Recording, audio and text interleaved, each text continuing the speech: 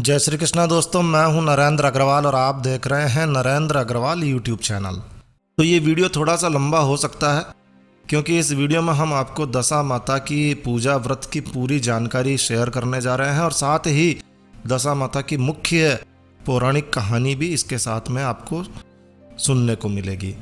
तो यदि कोई व्यक्ति, कोई माता, कोई बहन दशा माता का व्रत करना चाहती है तो ये संपूर्ण वीडियो है।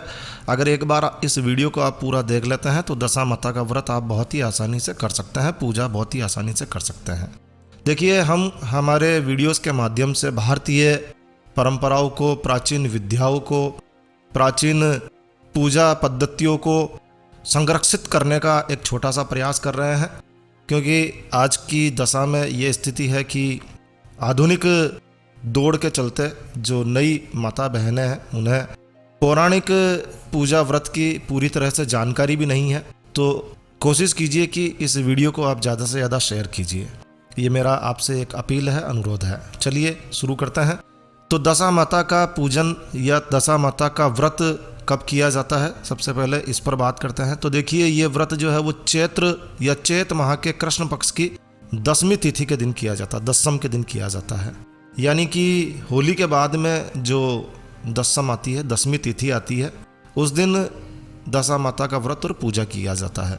वैसे ये पूजन जो है होली दहन के दूसरे दिन से ही शुरू हो जाता है। इसका जो मुख्य व्रत जो किया जाता है वो 10वीं के दिन किया जाता है।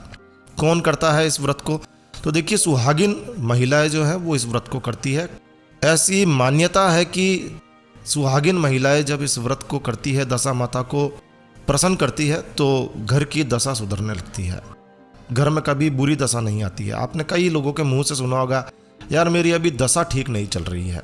तो दशा माता जो है वो जब प्रसन्न होती है तो आपकी दशा को सुधार देती है और कभी आपको बुरी दशा से नहीं गुजरना होता है। तो सुहागिन महिलाएं इस व्रत को करती है। इस दिन कच्चे सूत से 10 तार के डोरे लिए जाते हैं, जिसमें 10-10 गठान लगाई जाती है और पीपल की पूजा की जाती है। इस डोरे के पूजन के बाद में कथा सुनती है महिलाएं और फिर बाद में इस डोरे को गले में बांध लिया जाता है। एक ही प्रकार का अन्न एक समय ही खाया जाता है इस व्रत में, और इस व्रत में भोजन में नमक नहीं डाला जाता है, बिल्कुल भी नमक का उपयोग नहीं किया जाता है। विशेष रूप से अन्न में गेहूं का ही उपयोग करते हैं, दूसरा कोई अन्न इस व्रत में काम में नहीं लिया जाता है। और ये व्रत जीवन भर किया जाता है, इसका कोई उद्यापन नहीं होता। यानी कि हर वर्ष चैत्र माह के कृष्ण पक्ष की 10वीं के दिन इस व्रत को किया जाता है। तो बहुत ही आसान सा तरीका है। चलिए, दशा माता व्रत की जो मुख्य कहानी है वो आपको सुनाते हैं। दशा माता व्रत की एक बहुत ही प्रामाणिक पौराणिक कहानी है। एक समय की बात है, राजा नल और दमयंती रानी बहुत ही सुखपूर्वक राज्य कर रहे थे। उनके 2 पुत्र थे। उनके राज्य में क्या पशु, क्या पक्षी, क्या प्रजा, सभी सुखी और संपन्न थे। एक दिन की बात है, उस दिन होली दशा थी। एक ब्राह्मणी राजमहल में आई और रानी से कहा कि महारानी जी, आप दशा का डोरा ले लीजिए। इतने में बीच में दासी बोली, हाँ रानी साहिबा, आज के दिन सभी सुहागिन महिलाएं दशा माता का पूजन और व्रत करती है, आपको ये डोरा तो लेना ही चाहिए। इस डोरे की पूजा करके आप गले में बांध लीजिए, इससे घर में सुख समृद्धि आती है, कभी बुरी दशा नहीं आती है। जब सभी ने ऐसा कहा तो रानी ने ब्राह्मणी से वो डोरा ले लिया और उनके बताए अनुसार, विधि के अनुसार डोरे का पूजन करके उन्होंने उसे गले में बांध लिया। अब कुछ दिन की बात है, कुछ दिनों बाद राजा नल की नज़र अचानक दमयंती के गले में पड़ी।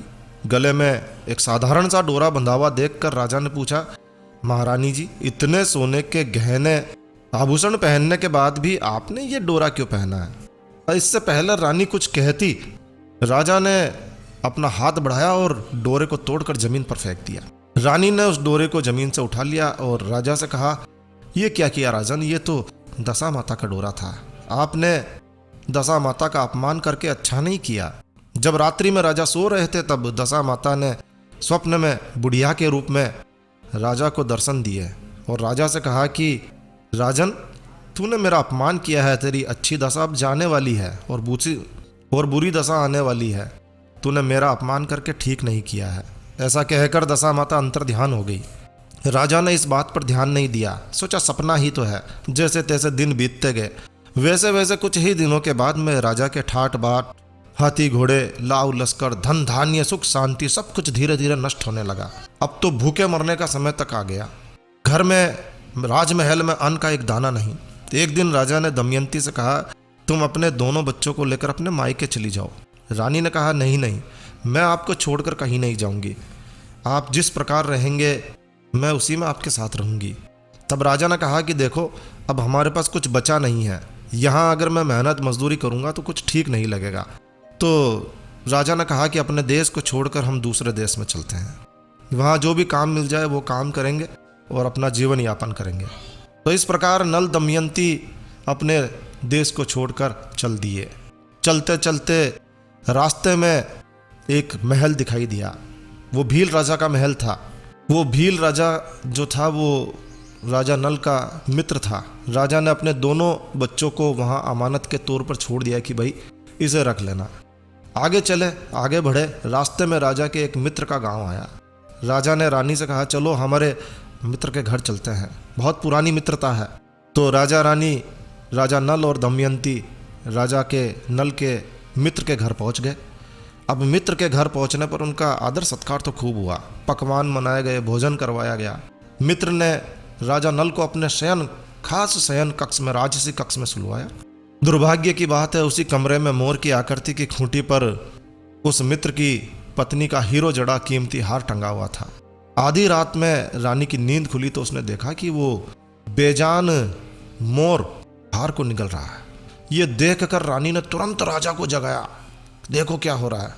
राजा ने जब देखा कि भाई मोर की आकृति खूंटी पर टंगे कीमती हार को निगल रहा है, तो राजा ने विचार किया कि भाई सुबह मित्र उससे पूछेगा कि भाई हार किधर है, तो वो क्या जवाब देगा।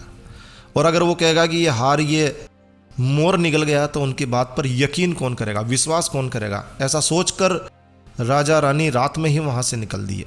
सुबह होने पर मित्र की पत्नी ने खूंटी पर अपना हार देखा। हार तो वहां था ही नहीं। तब उसने अपने पति से कहा, तुम्हारे मित्र कैसे हैं जो रात्रि में मेरा हार चुरा कर ही भाग गए। मित्र ने अपनी पत्नी को समझाया कि ऐसा नहीं हो सकता, मेरा मित्र कदापि ऐसा नहीं कर सकता, धीरज रखो, कृपया करके उसे चोर तो मत कहो। चलो बात आई गई हो गई। आगे चलने पर राजा नल की बहन का गांव आया।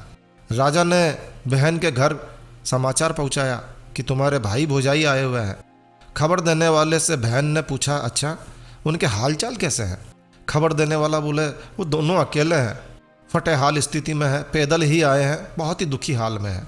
इतनी बात सुनकर बहन थाली में कांदा रोटी रखकर भैया भाभी से मिलने चली आई। राजा ने अपने हिस्से का तो खा लिया, किंतु रानी ने उसे जमीन में गाड़ दिया। चलते चलते बहन से विदा लेकर राजा आगे बढ़ा। चलते चलते एक नदी मिली।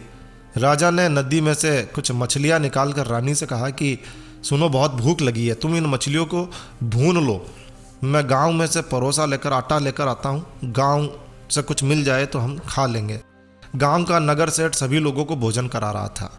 राजा गांव में गया और परोसा लेकर वहां से चला तो रास्ते में चील ने झपट्टा मारा और सारा भोजन नीचे धरती पर मिट्टी में गिर गया। राजा ने सोचा कि रानी विचार करेगी कि राजा तो भोजन करके आ गया, मेरे लिए कुछ नहीं लाया।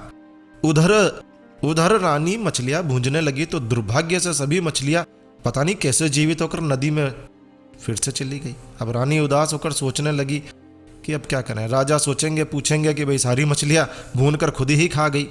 जब राजा आए तो मन ही मन समझ गए कि क्या हुआ होगा और वो आगे चल दिए। चलते चलते रानी के मायके का गांव आया। राजा ने कहा, सुनो, तुम अपने मायके क्यों नहीं चली जाती हो, वहाँ दासी का कोई काम कर लेना, मैं इसी गांव में कहीं नौकर बन जाऊंगा। इस प्रकार रानी महल में दासी का काम करने लगी और राजा तेली के घर घानी चलाने का काम करने लगा। दोनों को काम करते करते बहुत दिन हो गए। जब होली आई, होली के बाद में दशा माता का दिन आया, तब सभी रानियों ने सिर धोकर स्नान किया। दासी ने भी स्नान किया, जो कि वास्तव में राजा नल की पत्नी दमयंती थी, जो कि वहाँ दासी बनकर रह रही थी अपने ही मायके में, अपनी ही माँ के पास। उसने भी स्नान किया। दासी ने रानियों का सिर गूथा तो राजमाता ने कहा कि लाओ मैं भी तुम्हारा सिर गूंथ दूं। ऐसा कहकर राजमाता जब रानी बनी दासी का सिर गूंथ रही थी, तब उन्होंने दासी के सिर में पद्म चिन्ह देखा। ये देखकर राजमाता की आंखें भर आई। उनकी आंखों से आंसू की कुछ बूंदें गिरी और वो बूंदें दासी की पीठ पर गिरी। तो दासी ने पूछा कि हे माता, हे महारानी जी, आप क्यों रो रही है? तब राजमाता ने कहा कि बेटी, तेरे जैसी मेरी भी बेटी है, उसके सिर में भी पद्म था, तेरे सिर में भी पद्म है। इस पद्म चिन्ह को देखकर मुझे उसकी याद आ गई। तब दासी ने कहा कि मैं ही आपकी बेटी हूँ। दशा माता के कोप से, दशा माता की नाराजगी से मेरे बुरे दिन चल रहे हैं, मेरी बुरी दशा चल रही है, इसीलिए यहाँ चली आई। माता ने कहा, बेटी तूने ये बात हमसे क्यों छिपाई? दासी ने कहा, माँ मैं सब कुछ बता देती तो मेरे बुरे दिन नहीं कटते। आज मैं दशा माता का व्रत करूँगी तथा उनसे अपनी गलती के लिए क्षमा याचना करूँगी। अब तो राजमाता ने बेटी से पूछा कि हमारे जमाई राजा कहाँ है, राजा नल कहाँ है? बेटी बोली, वे इसी गांव में है माँ, किसी तेली के घर काम कर रहे हैं। अब जब गांव में उनकी खोज कराई गई तो उन्हें महल में लेकर आया गया। जमाई राजा को स्नान कराया गया, नए वस्त्र पहनाए गए, पकवान बनाकर उन्हें भोजन करवाया गया। अब दशा माता के आशीर्वाद से राजा नल और दमयंती के अच्छे दिन लौट आए। कुछ दिन वहीं बिताने के बाद वो अपने राज्य में जाने के लिए बोलने लगे। दमयंती के पिता ने बहुत सारा धन, लाव, लश्कर, घोड़े, हाथी देकर बेटी जमाई को विदा किया।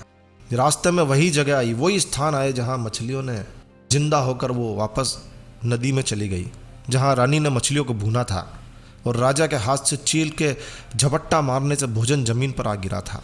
तब राजा ने कहा, महारानी जी, आपने सोचा होगा कि मैंने अकेले ही भोजन कर लिया होगा, किंतु चील ने झपट्टा मारकर गिरा दिया था। तब रानी ने कहा कि आपने भी सोचा होगा कि मैंने मछलियां भूनकर अकेले ही खा ली होगी, परंतु वह तो जीवित होकर नदी में चली गई थी। दोनों एक दूसरे की बात पर मुस्कुराते हुए आगे बढ़ने लगे। चलते चलते अब राजा की बहन का गांव आया। राजा ने बहन के यहाँ खबर भिजवाई। खबर देने वाले से बहन ने पूछा कि अच्छा भैया, भाभी आए, कैसे हाल में है? उसने बोला कि वो बहुत ही अच्छी दशा में है, उनके साथ में हाथी, घोड़े, लाव, लश्कर और ना जाने कितनी बड़ी फौज है। ये सुनकर राजा की बहन मोतियों की थाल भरकर सजाकर भाई भाभी के पास आई। तभी दमयंती ने धरती माता से प्रार्थना की कि हे माँ, आज मेरी अमानत मुझे वापस दे दो। ये कहकर उस जगह को खोदा जहाँ कांदा रोटी गाड़ दिया था।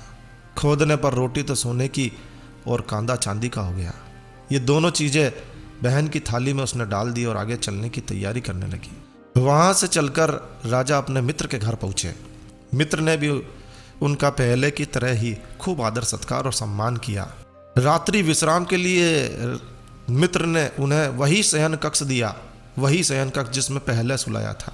और चमत्कार, मोरनी जो कि प्रतिमा थी, एक चित्र था जिसने खूंटी का हार निगल लिया था। आधी रात के समय वही मोरनी खूंटी का हार उगलने लगी। तो राजा ने अपने मित्र को जगाया और रानी ने मित्र की पत्नी को जगाकर दिखाया कि देखो किस तरह से चित्र हार को उगल रहा है। आपका हार तो इसने निगल लिया था और आपने सोचा कि हार हमने चुराया। सारी गलतफहमियां दूर हो गई। दूसरे दिन प्रातःकाल नित्य कर्म से निपटकर राजा और रानी वहां से निकल दिए। वे भील राजा के यहाँ पहुँचे तो अपने पुत्रों को मांगा तो भील राजा ने पुत्रों को देने से मना कर दिया। गांव के लोगों ने उन बच्चों को वापस दिलाया। नल दमयंती अपने बच्चों को लेकर अपनी राजधानी के निकट पहुंचे तो नगरवासियों ने लाव लश्कर के साथ उन्हें आते हुए देखा। सभी बहुत प्रसन्न थे, बहुत प्रसन्न। आखिर राजा प्रजापालक थे। सभी ने उन्हें देखकर प्रसन्न होकर उनका स्वागत किया और गाजे बाजे के साथ में उन्हें महल पहुंचाया। राजा का पहले जैसा ठाट बाट हो गया।